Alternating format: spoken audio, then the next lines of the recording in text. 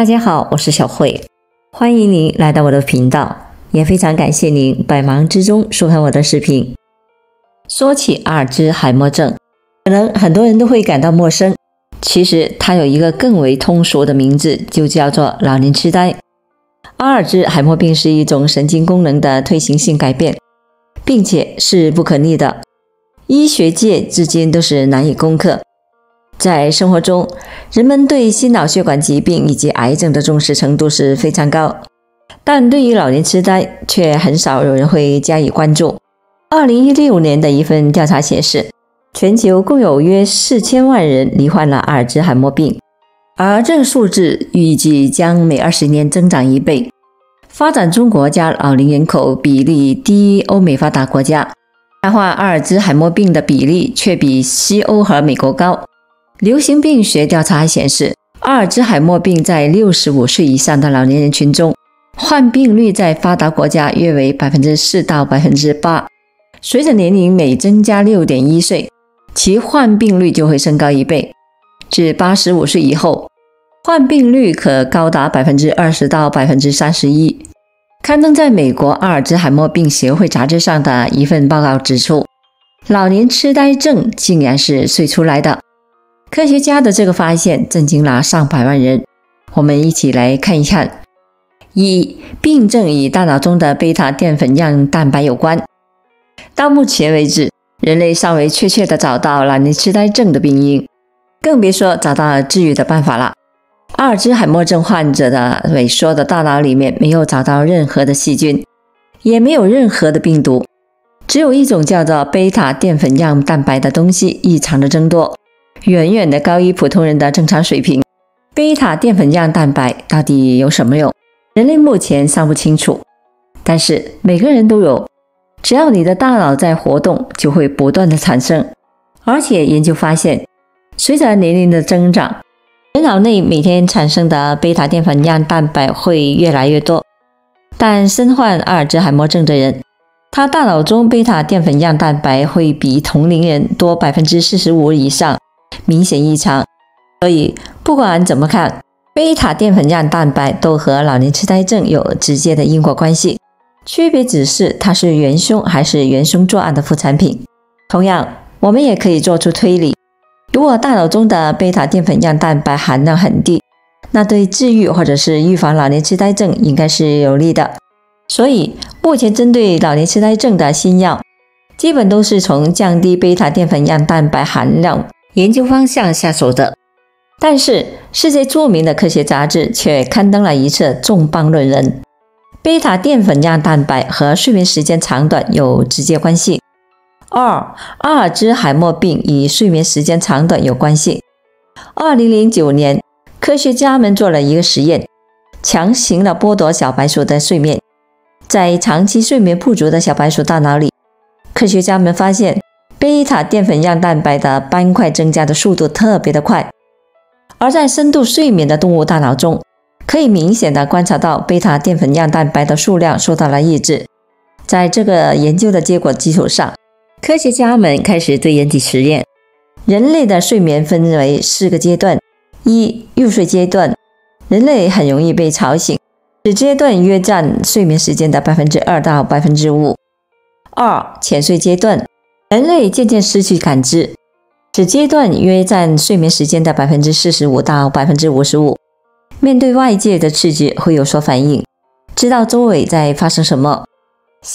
慢波睡眠阶段，也就是俗称的熟睡阶段，阶段占总睡眠的 15% 到 25%。你将失去对外界刺激的所有反应，大脑陷入死机状态，不知道周围发生了些什么。快速眼动睡眠阶段，也就是爱做梦的一个阶段，此阶段占总睡眠的 25%， 大脑逐渐的恢复活跃，人开始不断的做梦。科学家们做了一个实验，给13个人类戴上了脑电帽，在核磁共振机器里睡觉，并测量血氧水平和脑脊液的流动，发现了一个奇妙的现象。在人类熟睡阶段，血液会大规模的流出大脑，所以大脑会丧失知觉，进入了死机状态。但是当血液流出大脑时，脑脊液会大规模的涌入，填补血液流出的空白区域。当大脑恢复知觉时，血液会再度的流入大脑，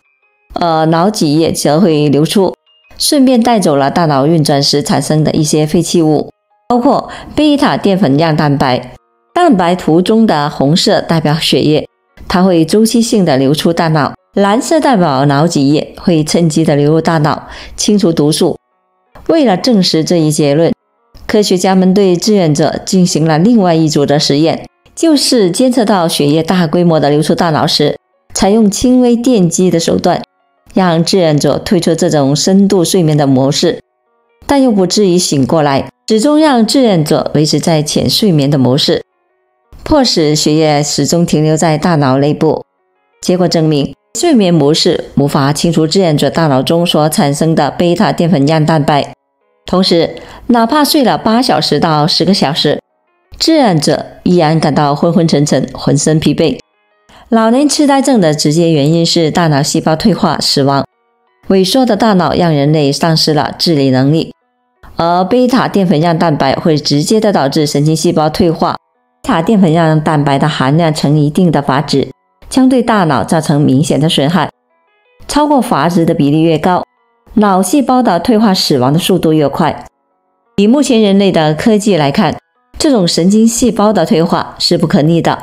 损伤一点就是一点。所以，深度睡眠状态对人类的健康至关重要。不仅解除疲劳全靠它，